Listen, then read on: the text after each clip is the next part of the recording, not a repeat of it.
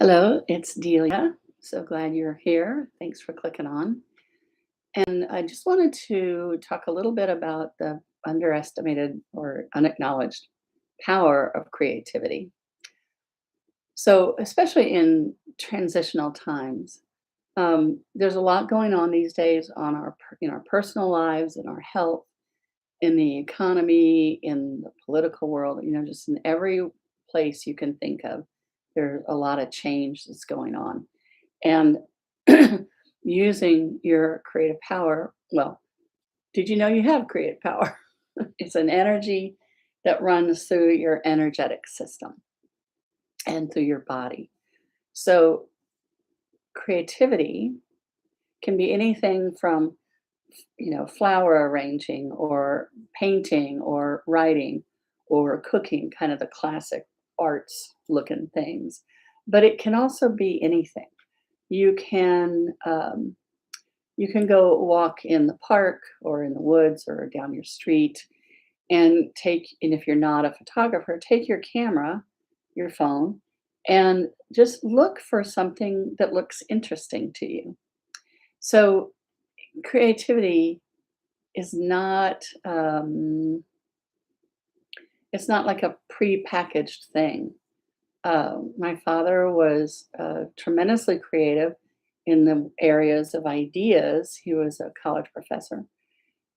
So, in sociological stuff, he was philosophy and sociology. And he was a big creative thinker and, systems kind of thing, how things work together. My mother was traditionally creative. She did needlework, she did sewing, she went to the Vogue School of Design. Um, and she had a lot of kids. She had 6 kids under 8. So we had a screened porch that would she would put us on the screened porch and give us watercolors, and there were, blackboards all along the bottom. So she'd give us chalk and just tell us to go create something. And the thing about it is that, when you're busy doing something with your hands, your attention naturally gravitates to right here, right now. And at this point in our history, and in the way this society operates, there's almost no reward for being in the present moment. They're even teaching us to multitask. Now, if you have the kind of mind that wants to multitask, that's great because you're going to be the one who's doing the multitasking. It's the way your brain associates things. So multitasking is going to make total sense to you because it's from your point of view. But what they've been doing in business and school has been, you're supposed to learn how to multitask by somebody else's list of activities, by somebody else's requirements. That is just crazy making because there's no way. You have to leave your center and go out into what you imagine somebody else's center to be, which is right there is crazy, and operate from that. So that kind of socially required and engineered self abandonment is really common in our culture.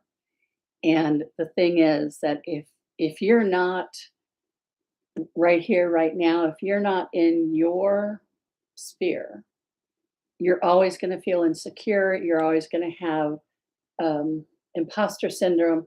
You're always going to be a little off kilter. You're always going to be doubting, second guessing yourself, and unsure because we can only operate when from our own center of gravity. Creativity helps bring you back into your own center of gravity. Doing things with your hands is incredibly healing on a variety of levels. It helps your attention span, it helps your body, it helps your whole nervous system calm down and become more relaxed because you're home.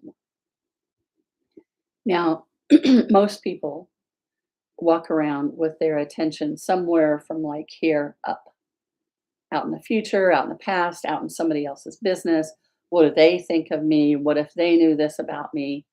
Um, it's all very thinky, a lot of analyzer thoughts.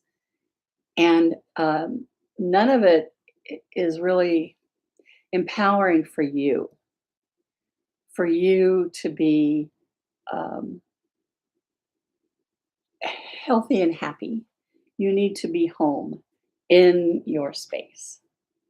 And you can't really think your way there, but you can activate your way there. So, whether it's an activity like knitting or leather work or sewing or cooking or tennis, I mean, anything that's physically active and that really engages your system. And creativity is especially potent because it is an energy that's natural to your body that hardly ever gets run, expressed, and running your creativity helps with all kinds of things. You can learn more about the energy part of it, and I do that a lot in my one-to-one sessions and in classes and stuff. But without any additional training, what you could do right now is you could start seeing what you could do, what is interesting to you. I know a lot of people have a belief that they're not creative, and they have a perfect picture of what creative people are and do. And because they're not able to do those kinds of things, they assume they're not creative. Well, nothing could be further the truth. Um, there's just tons of public people that are creative in their thinking, in their approach to things, in their community building, in their uh, ways of being in the world that are very creative that have nothing to do with making art, air quotes. So you can play with what might be interesting to you. Um, if you don't want to take up a new thing, piano playing, knitting, crocheting, you could just start dancing around your house. That will get your creative juices flowing. And if you need to do it when nobody else is home and you want to listen to, whatever music you want to listen to, Barry Manilow, whatever it is, just turn it on and just start moving. You don't have to, you don't have to do anybody else's steps. It's more important that you move than it is that you follow somebody else's design. And this is true for you don't have to do exercises at a gym. You can just start moving around your house. You can, um, move as you clean house. And a lot of people don't want to clean house. They want to hire somebody else to clean house. But I tell you, cleaning house is one of those activities that we go through. They're very nurturing because it's you demonstrating to you how valuable you are, and you are very valuable to you. And coming into your body to dance with the mop pole as you mop the kitchen. These are things that help every aspect of you come back into alignment with the fact that you are a spiritual, energetic being in a physical body. And that is potent. That's why there's so many things designed to distract us, because the potency of presence is big, very big. 9/10 of what's been going on in the world can't happen if people are present and showing up because it's just insane, as you know. So, being creative in whatever way works for you is also a really great way to ease your anxiety.